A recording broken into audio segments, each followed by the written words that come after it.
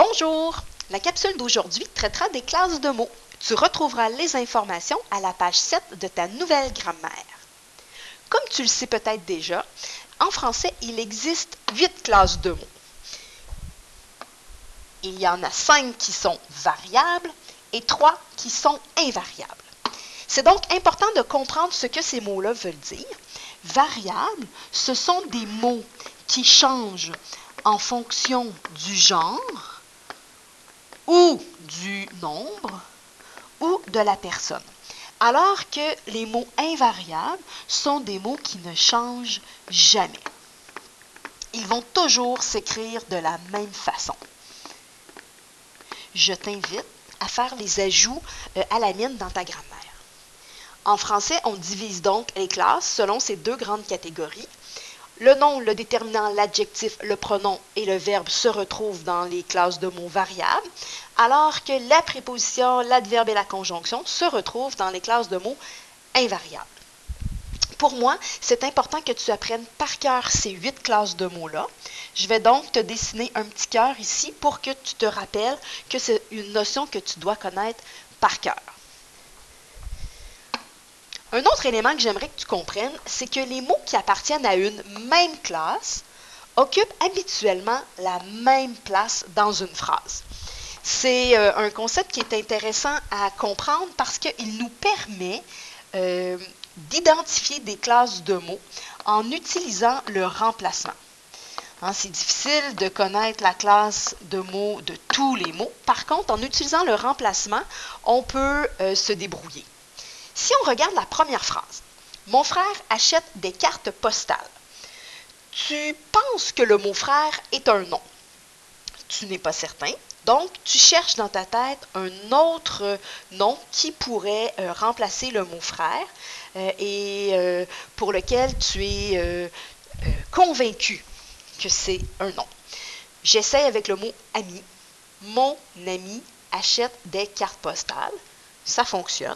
Et comme tu es certain ou certaine que le mot ami est un nom, tu es donc convaincu que le mot frère en est un aussi. Tu peux également faire le même exercice avec les adjectifs qui sont écrits à la fin de la phrase. Mon frère achète des cartes postales. Tu hésites avec le mot postal. On fait donc un remplacement. J'essaie avec le mot routière. C'est pas plus facile. J'essaie avec le mot géographique. C'est pas plus concluant. Je continue donc, j'ajoute d'autres mots et j'essaie par exemple, mon frère achète des cartes rouges. Je vois que le mot rouge pourrait occuper cette place-là. Je sais que rouge peut être un adjectif, donc je peux confirmer que les autres sont également des adjectifs. Donc tu remplaces aussi longtemps que nécessaire. Avec l'exemple qui est en dessous, tu remarques la flèche rouge, ça te montre que c'est un exemple qui ne fonctionne pas. Mon peut achète routière carte plusieurs. Je ne peux pas mettre l'adverbe peut à la place d'un nom. Donc, la place ici est réservée à un nom, ce qui confirme qu'une même classe occupe une même place. L'autre élément que j'aimerais que tu remarques aussi dans cette page-là, c'est que des mots de forme identique peuvent appartenir à différentes classes. Ils n'appartiennent pas à la même classe. C'est le cas, entre autres, du mot ferme. Le mot ferme peut être un nom, un adjectif ou un verbe.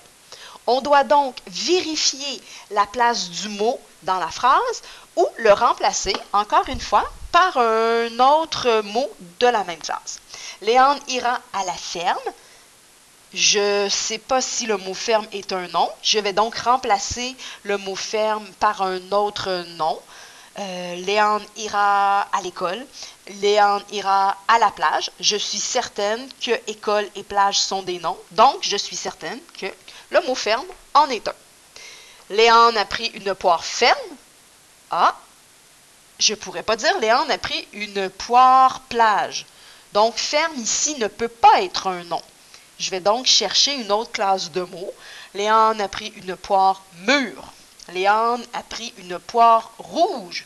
Je reviens avec mon rouge de tout à l'heure, donc je crois bien que c'est un adjectif. Et il en va de même pour le mot ferme, ici qui est un verbe, que je pourrais remplacer par un autre verbe.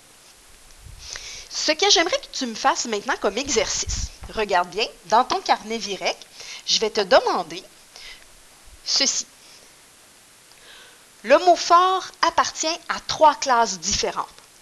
Identifie les 3 classes et compose pour chacune de ces classes-là une phrase pour le prouver. Tu peux regarder l'exemple du mot ferme dans le tableau qui est là. Bon travail!